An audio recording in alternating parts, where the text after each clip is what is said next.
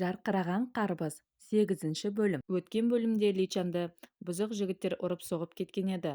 Содан Личанды көрсетеді. Ол «Ингел, сен қайдасың? Неге жанымда жоқсың?» деп айқайлайды. Сол уақытта оның құлағы дыңылдап, қатты бір дыбыс естіліп, есінен танып құлайды. Ал 2023 жылға оралған Ингелдің үйіне жүгіріп бара жатқан сәтін көрсетеді, және де ол үйіне келсе, ағасы мен қазіргі әкесін көреді. Ол қуаныштан «Әке, аға, сендерді қатты сағындым, жақсы көремін» деп жабысып қалады. Оны көрген ағасы «Не мынау, ақылынан адасқан ба?» дейді. Осылай олардың тамақтанып отқан сәтін көрсетеді. Сол сәтте ол «Бір түс көрдім, түсімде сенің алғашқы махаббатың анам емес екен» дейді. «Жоқ, қандай түс ол? Менің алғашқы махаббатым сенің анаң» дейді. Ағасы болса «Мен ше, мен не істеп жүрмін?» дейді. Сол уақытта Ингел «Ой, сен уақытта жоқсың, бұл 1995 жыл» дейді. Сол сәтте анасы кіріп келеді. Алдынан жүгіріп шыққан Ингел таңғалып қалады. Себебі бұл оның өз анасы емес еді. Содан соң ол ойланып қалады. Оған айтқан сөздерін есіне алады. Яғни дүкен сатушысы «Сен 95 жылы барлық затты өзгерттің. Енді егер оралатын болсаң, ол жерде де бәрі өзгерген» деп ескерткен болатын. Ол сөздерді есіне алған Ингел «Жоқ» деп айқайлайды. Сол сәтте оның 1995 жылға оралған сәтін көрсетеді. Яғни ол көзін ашса, қандай да бір үйдің ішінде жатқан болатын. Ол бөлмедегі күнтізбеге қарап, өзінің қайтадан 1995 жылға оралғандығын және де тоқ соққаннан кейін ол құлап, одан кейін есін енді жиып жатқандығын есіне алып түсінеді. Осылайша қай жерде екендігін білу үшін бөлмеден шығып қарайды. Қарап жүрген сәтте ол дәлізде тұрған үлкен суретті көреді. Яғни ол жерде отбасының суреті еді. Ол жердегі отбасы суретінде өзінің зонтик берген қызын көріп қалады. Және де сол уақытта «Бұл жерде не істеп тұрсың?» деп бастық жігіт сұрайды. Содан Сегенді көрсетеді. Ол Личамен кездесуді күтіп отырады. Келмегесін қоңырау шалып «Қайдасың?» деп сұрайды. Ал бұл сәтте Личаның артынан жүгіріп кеткен Чона соңында оны жерде жатқан әлсіз халде көріп тауып алып жүгіріп барады. Бірақ ешқандай көмек көрсете алмай, қоңырау шалайын десе сөйлей алмайтындығын есіне түсіреді. Дағыны не істерін білмей, онда біреуді шақырып келейін деп жүгіріп кетеді. Ал оған Сүйген кезігеді. Осылайша Сүйгенді жүгіріп «Кеттік, жүр» деп қолынан тартып әкетеді. Сүйген түсінбей «Не болды? Қайда апара жатсың?» дейді. Осылайша ол Личаның жатқан жерін апарып көрсетеді. Сүйген жүгіріп барып «Лича, не болды саған?» деп «Көмектесіңдер, кім бар? Тез жәрдем шақырыңдар» дейді. Оны көрген Чона ештеңе істей алмайтындығын біліп кетіп қалады. Содан Ингел мен бастық жігіттің сөйлесіп отырған сәтін көрсетеді. Бастық жігіт «Сен туралы ешқандай мәлімет таппадық, сен кімсің?» дейді. Ингел «Сізге не керек?» дейді. Сол уақытта «Сенің бұл жерге түскенің, жатқаның бәрін сен бәріне таратып, бізден ақша өндірмекшісің ғой, ә?» дейді. Ингел айтады «Жоқ, маған ештеңе қажет емес» дейді.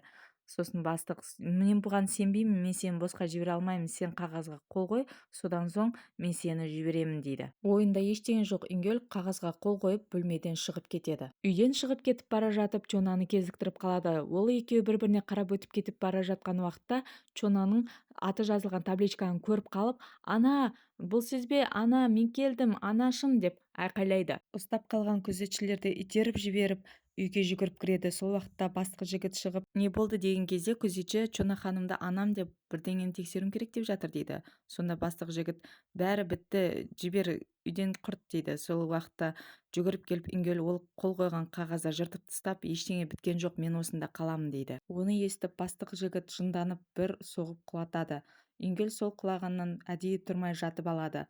Бастық «Не болды? Тұр» деп тұрмағаннан кейін оны бөлмеге апарып жатқызып қояды. Содан Ингел көзін ашып «Бұлар менің анамды Чона ханым деді ме? Демек анам осы үйдің адамы, ал ол жерде әке ол менің атам директор деп, мынау болса менің ағам екен ғой, ақымақ» деп сөйтіп ойланады. Бірақ анам отбасым жоқ деп айтқан еді, неге олай айтты екен деп ойланып тұрған сәтте директор әйелі қызымен үйге кіріп келгенін көрсетеді. Содан жаңа бастық жігіт анасынан келгенін қалай істеп жағдай сұрағанда анасы қызына «Сен бөлмеңе бар, мен ағаңмен сөйлесемін» дейді. Тағын оған ұрсады. «Саған әкең жоқ кезде ештеңе білдірме дегенім, сен не білдіріп жүрсің тағы?» дейді. Сосын жігіт «Кешіріңіз» деп айтады. Ал бөлмесіне бара жатқан қыз Чонамен әдейі тоқтығысып қалып, оны итеріп жібереді. Содан ол құлап қалған сәтте оның брелогы түсіп қалады. Ол брелогты алып «Мынау сенікі ме? Енді бұл менікі, қайтып ала алмайсың» дейді. Қыз бер десе бермегеннен кейін Чона оны итеріп жіберіп төбелесе кетеді. Екеуі ұрысып төбелесіп жатқанда Ингөл оны естеді, бірақ шығайын десе күзетші шығармайды. Ал олар болса бас жұлысып шыңғырып төбелесіп жатқанда анасы келіп қалады. Қыз жүгіріп барып өтірік, мынау менің брелогымды алып қойды, маған оны сүйген сыйлаған еді дейді. Анасы барып қолынан жұлып алып бер деген кезінде қыз қарсылық көрсетіп шыңғыра бастайды. Оны естіген Ингөл, бұл менің анамның даусы ғой, бірдеңе болып жатыр деп күзетшіні итеріп жібереді, дағыны сыртқа жүгіріп шығады. Бұл сәтте Чона өгей анасының қолын тістеп алады, ал оған жынданған өгей анасы оны бір шапалақпен ұрып жібереді. Екінші рет ұрайын деп жатқанда Ингөл жүгіріп келіп оның қолынан ұстап қалады. Содан Чона түсінбей қарап қалады. Ингөл болса, сен неге қолын көтеріп жатырсың дейді. Бұл жәбірленуші бұл жерде не істеп тұр деп күзетшілерге қарайды. Содан уақытта Ингөл анасына бәрі жақсы ма деп ынтылмен сөйлейді. Ал директор болса, не істеп тұрсың дейді. Не істеген нес, ынтылмен сөйлеп жағдайын сұрап жатырмын ғой дейді.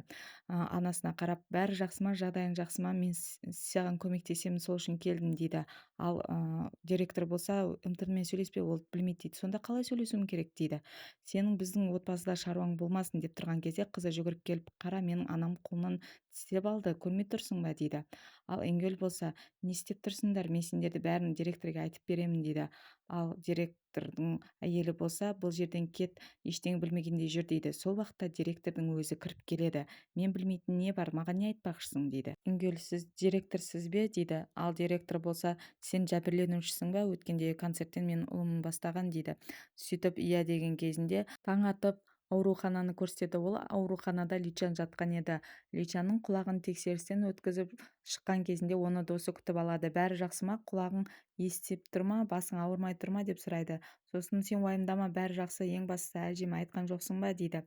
Жоқ деп жауап береді. Ал әжесі болса, Личанды досының үйінде деп ойлап тамақ апармақшы еді. Алдынан басқа дос баласы келіп, мен сізге көмектесем деп өтірік айтып, тамақты жарты жолда төгіп, солай бармайтындай амал жасайды.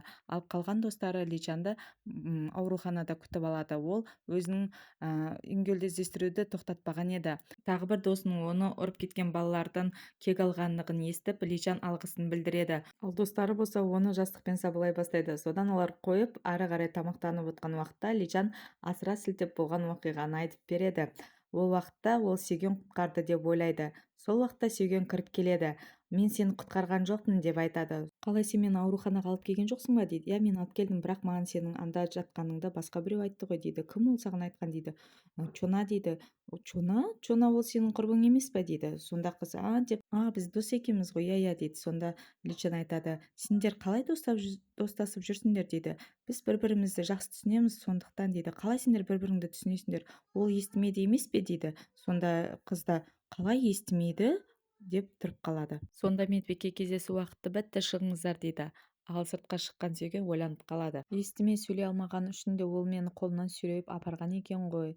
Апамның осындай досы болған ба деп тұрған сәтінде дос балалары келіп, жүр кеттік, тәтті жейміз деп шақырады. Сол уақытта ол өзінің әкесін көріп қалады. Оны көріп демде тығылып жасырынып қалады. Содан әкесін аңдып барып, оның қыздармен қалжыңдап тұрғанын көріп, әкем өз кезінде жастайынан сондай екен ғой деп сыртқа шығып әкесінің машинасын таспен сырып қырып тастайды. Сен менің әкем болуға лайықты емессің, мен анамды басқа жігітпен кездестіріп таныстыратын боламын. Бұл Личан болады, бірақ нақты емес, кім екен деп ойлайды. Сол уақытта Ингөлді көрсетеді. Ингөл болса, қоймада сақталып тұрған сатушы берген номерді алып оған хабарласпақшы болады.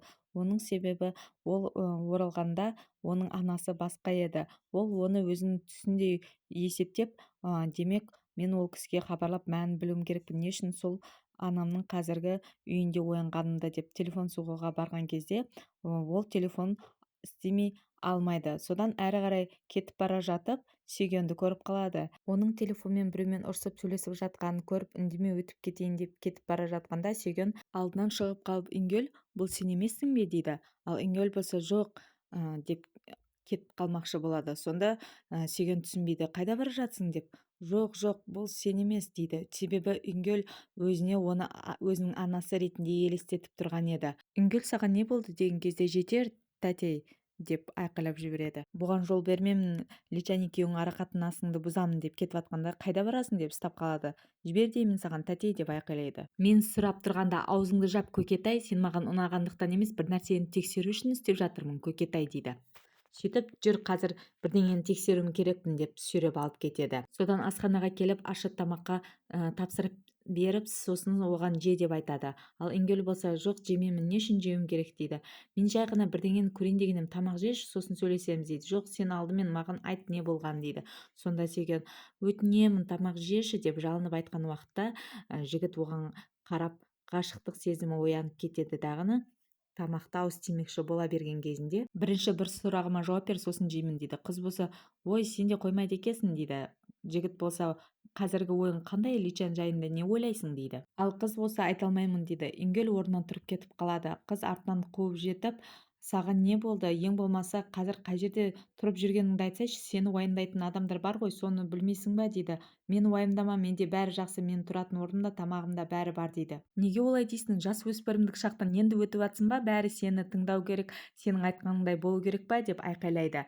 Немене, немесе Личанды жек көресің ба, дейді. Сонда Ингөл қайтып келіп, мен Личанды емес, сені жек көремін, дейді. Қыз неге деген кезінде, себебі сен Личанның әрдайым қасында боласың, соған мен сені жек көремін, дейді. Содан қыз үндемей қалады. Әрі қарай Ингөл кетіп бара жатып, ішінен кешіріңіз тәте, 2023 жылға барғанда күнәларымды жуып шаярмын, дейді. Әрі қарай қыздың бұған не болған деп жынданып қалғанын көрсетеді. Және де бұл уақытта Личанның досымен сөйлесіп, Чонаның тұратын адресін біліп алғанын көрсетеді. Және де ол досы оны ақсүйек екендігін айтып ескертеді. Содан кеш болып Личан Чонаның үйіне келеді. Домофонға звондап, оны шақыртады. Қызметкер барып шақырып келгенше Личанның тілін үйреніп, кешірім сұрап үйреніп жатқан сәтін көрсетеді. Бірақ оған оны танымайтындығын және де оның кеткендігін қалайтындығын қызметкер жеткізеді. Ал Чонаның оған терезеден қарап бақылап тұрған сәтін көрсетеді. Ал Личан амалсыз үйіне кете барады. Осылайша Чонаның терезеге Личанның атын жазып жүрекшелеп қойып жатқан сәтін көрсетеді. Және де ол бөлмеге Ингөлдің кіріп келген сәтін көрсетеді. Бөлмесіне кіріп келген Ингөлді көріп, Чона түсінбей қарап қалады. Ал Ингөл болса оған тілімен амандасып, келіп отыр деп айтады. Чона үндемей қарап қалады. Сол сәтте Ингөлдің директормен сөйлескен сәтін көрсетеді. Чона, сіздің қызыңыз ба, деп Ингөл сұрайды. Сонда директор, сен менің үйімдегі барлық жағдайды көрдің, оны бәріне айта беруіңе болады, бірақ сен неліктен маған сұрақ қойып жатсың, дейді. Егер ол сіздің туған қызыңыз болса, неге оған имишара тілін қолдануға рұқсат етпейсіз, анығында неге үйретпейсіз, дейді. Неге дейсің бе, дейді. Себебі менің қызымның мүгедек екендігінің бәрінің білгенін қаламаймын, дейді. Содан Ингөл Чонаға, саған директор не айтқанын естідің бе, енді мен саған тілін сөйлеуді үйрететін боламын, дейді. Бұл тілді маған анам үйреткен, дейді. Сосын Чонаның үндемей қарап қалған түрін көрсетеді. Себебі бұл кезде Ингөл көзіне жас алып кішкене жыламсырап қалған еді. Әрі қарай бұл екеуміздің ғана емес, директормен бірге үшеуміздің сырымыз болады. Яғни мен саған осы тілді үйретіп жатқанды үшеумізден басқа ешкім білмеу қажет, дейді. Содан Чона қасына кеп отырады. Ингөл болса, ең алдымен өзімді таныстырайын, менің атым Ха Ингөл, дейді. Қыз болса, таза дыбыс екен, дейді. Ингөл оған қарап анасының таза бала деп айтқан сөзді есіне түсіп жылап қалады. Содан таң атып Ингөлдің ақжиді кигенін көрсетеді. Және де өткенде сөйлескенде директор, сенің атың кім деп сұрайды. Менің атым Ингөл, дейді. Жасың нешеде, дейді. 18-де, дейді. Демек сенің ата-анаңмен сөйлесіп хабарласуымыз керек, дейді. Ингөл болса, ата-анам менің бұл әлемде жоқ, дейді.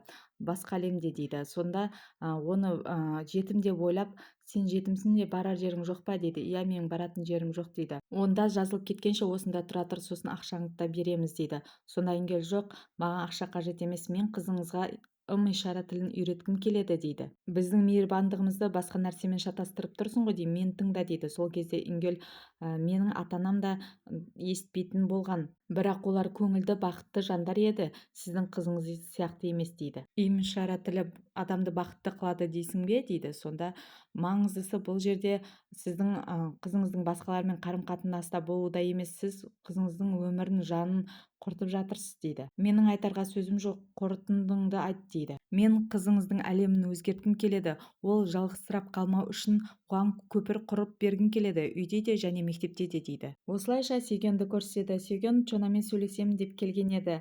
Чонаны күтіп қарап тұрған уақытта машинадан келіп Чонамен бірге Ингелді түседі. Оны көрген Сүйген түсінбей қалады. Барып сөйлесейін десе, барлық қыздар жаңадан бізге оқушы келді ма деп жүгіріп қоршап алғандықтан Сүйген ол талпадан өте алмай сыртта алыста қалып қояды. Ал Личан болса ақ футболкеге Ингелдің іздестіру хабарламасын жабыстырып футболка шығарған болатын. Осы топтың жігіттерінің бәрі киюі қажет, осы киіммен бірге өлең айтатын боламыз дейді. Жігіттер оған қарсы шығады, бірақ та соңында келіседі. Содан Личан Ингелдің Чонамен бірге екендігін Сүйгеннен естеді. Мектепке мектеп формасынсыз кіргізбегендіктен Оню мамасының формасын тауып алып, соны киіп бармақшы болады. Ал Личан болса Ингелдің табылғандығын және де концертті бүгін қоятындығын достарына айтады. Мектепте Ингелдің Чонаға ым-ишара тілін үйретіп отырғанын көрсетеді. Өгей әпкесінен басқа қыздардың бәрі Ингелге ғашық болып отырады. Сол уақытта Ингелді директордың кабинетіне шақыртып жатқандығы жайында айтылады. Содан Ингел сыныптан шығып кетіп бара жатып, аяғынан біреу шалып қалады. Бұл Сүйген еді. Не болды, елес көргендей шошып кеттің ғой дейді. Ингел болса, не істеп жүрсің сен мұнда дейді. Сен мен Личан жайында сөйлесейін деп едім, жүр кеттік деп қолынан сүйреп алып кетеді. Осылайша мектеп сыртына бір таса жерге алып келеді. Солай Сүйген басындағы кепкасын шеше бергенде, Ингел сүйсіне қарап қалады. Содан неге шақырдың, айтарыңды айт дейді. Сен Чона екеуің араларыңда не бар деп сұрайды. Личанды Чонаға айырбастадың ба дейді. Сонда Ингел жоқ, не деп тұрсың дейді. Онда мені неге жек көретіндігіңді айт дейді. Жек көріп емес, мен саған ашулымын дейді. Сен не Личанды тастап кеттің ба, оңбаған, ол сені іздеп жүріп, оны ұрып соғып кетті, содан ауруханаға түсті ғой дейді.